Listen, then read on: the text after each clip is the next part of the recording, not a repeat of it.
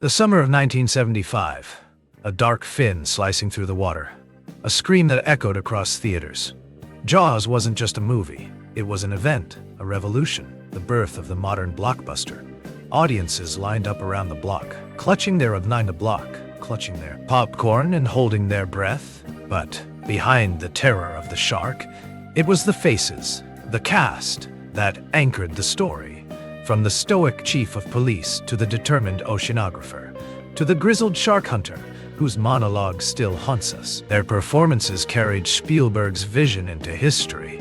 50 years later, we return to those faces. Some are gone, their legacy etched in celluloid forever.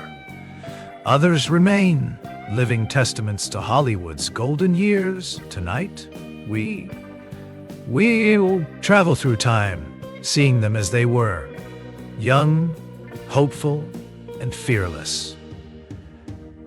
And as they are now, in 2025.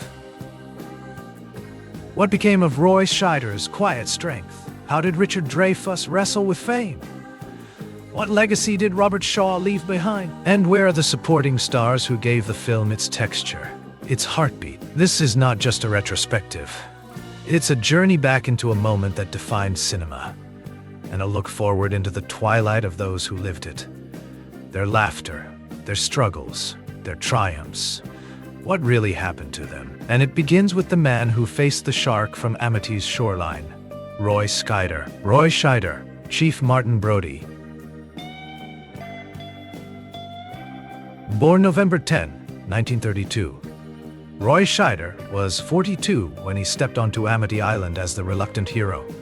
Chief Martin Brody, with his quiet intensity, he became the everyman audiences clung to as fear rippled. Beneath the waves, before Jaws, Scheider had already earned acclaim in The French Connection, 1971, earning an Oscar nomination. After Jaws, he became one of the defining actors of the 70s and 80s, leading All That Jazz, 1979, where his haunting performance as a troubled director mirrored his own battles with fame and exhaustion. In life, Scheider was thoughtful and private, often resisting the trappings of celebrity. His love for theater and serious roles always outweighed unserious roles. Hollywood glitter. In 2008, he passed away at 75 after a long battle with multiple myeloma. Yet his words, "You're gonna need a bigger boat," still echo as one of cinema's greatest lines. Strength still protects Amity's shores in our memory. And while Scheider gave the film its heart, it was Richard Dreyfuss who gave it its restless soul. Richard Dreyfuss, Matt Hooper. Richard Dreyfuss, born October 29, 1947, was just 27 when he played oceanographer Matt Hooper. With nervous energy and sharp wit, he was the scientific counterbalance to Brody's grounded fear. Before Jaws, the scientific counterbalance to Brody's grounded. Dreyfuss charmed audiences in American Graffiti, 1973. After Jaws, his career soared with Close Encounters of the Third Kind, 1977, and The Goodbye Girl, 1977. The latter winning him an Academy Award. But fame wasn't easy. He openly struggled with drug addiction in the 1980s, later turning those battles into advocacy for mental health awareness. By 2025, Dreyfuss stands as one of the last living giants of the Jaws trio. At 77, his voice trembles with age, but his spirit remains defiant. He continues to speak about the dangers of Hollywood excess, often with sharp humor that only he could deliver. Robert Shaw, Quint. Robert Shaw, born August 9, 1927, brought Quint to life with a ferocity that was both terrifying and magnetic. He was 47 during filming, already a respected actor with credits like A Man for All Seasons, 1966, and The Sting 66, 1973.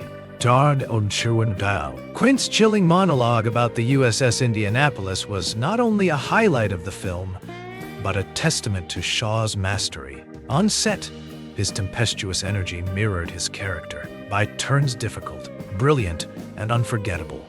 Beyond unforgettable acting, Shaw was a novelist and playwright. proving his artistry stretched far beyond the screen, yet his life was tragically cut short. In 1978, just 3 years after Jaws, Shaw suffered a fatal heart attack at 51. His absence left a silence, as deep as the ocean itself. And in that silence, the supporting cast of Jaws found their voices. None louder than Lorraine Gary. Lorraine Gary, Ellen Brody. Lorraine Gary, born August 16, 1937, was 37 when she portrayed Ellen Brody, the steady anchor to Roy Scheider's Chief. Her warmth gave the film its humanity, reminding us that fear at sea always rippled back to families on land. After Jaws, Gary reprised her role in Jaws 2, 1978, and controversially headlined Jaws: The Revenge, 1987. Though often criticized, her presence was always dignified, embodying the quiet resilience of a woman protecting her family. Behind the screen, Gary was deeply engaged in social causes, including advocacy for women's rights and education. Married entertainment executive Sid Sheinberg, whose influence at Universal shaped much of 1970s cinema. As of 2025, Lorraine Gary is 88, retired from acting but remembered with fondness. Her smile in Jaws still feels like sunlight after the storm. But where Gary gave us warmth, Murray Hamilton gave us politics and denial. Murray Hamilton, Mayor Larry Vaughn. Murray Hamilton, born March 24, 1923, was 52 when he played the unforgettable Mayor Larry Vaughn, the man who kept the beaches open. His sharp suits and stubborn optimism made him the perfect foil to Brody's warnings. Hamilton was a veteran character actor, seen in classics like The Graduate, 1967. His career thrived on playing men of authority, sometimes charming, often flawed. He continued to act steadily in film and television until his passing in 1986 from lung cancer at age 63. His Mayor remains one of cinema's greatest villains, not evil, but human in his need to protect business over safety. And while Hamilton gave the film its political drama, another actor gave it youthful innocence. Jeffrey Kramer, Deputy Hendricks. Jeffrey Kramer, born July 15, 1955, was just 20 years old when he played Deputy Hendricks, the bumbling but loyal young officer by Brody's side. Kramer reprised his role in Jaws 2 and later moved into producing in television, working on shows like Ally McBeal. Though his acting career was brief, his behind-the-scenes work proved long-lasting. Today in 2025, Jeffrey Kramer is 70, living quietly, often attending Jaws fan conventions where he's greeted with cheers. His youthful nervousness in the film still brings a smile to audiences half a century later. And while Kramer carried the innocence, Carl Gottlieb carried the pen that shaped it all. Carl Gottlieb. Meadows. Carl Gottlieb.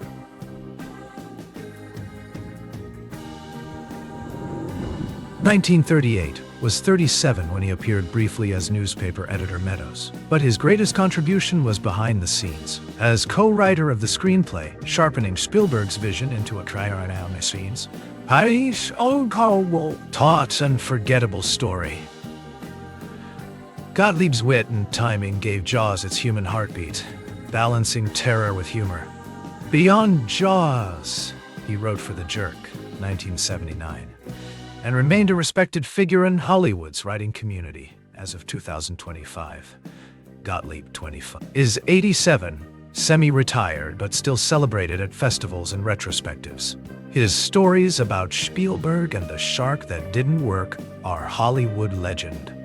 He reminds us that sometimes the smallest on-screen role hides the largest off-screen role. Impact. And so, as the screenwriter fades from our tale, we're left with a final reflection on a cast whose ripples are still felt today. 50 years have passed since Jaws first pulled audiences into the deep. Some of the cast are gone, their lives cut short, but their work eternal. Others remain, elder statesmen and women of cinema, living testaments to a film that redefined Hollywood.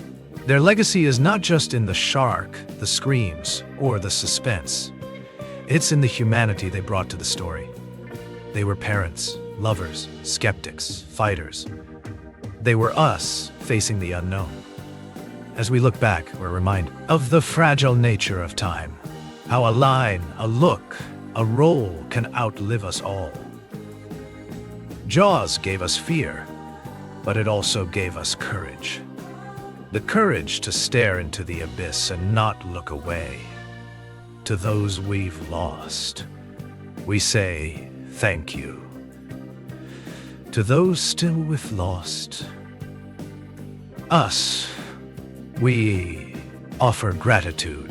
And to you, watching now, we invite you to share your memories. Where were you when you first saw Jaws? Which performance lingers in your heart? Because the story of Jaws is not just theirs, it's ours. And this retrospective is only the beginning. Join us next time as we revisit another classic, another cast, another unforgettable chapter of cinema history.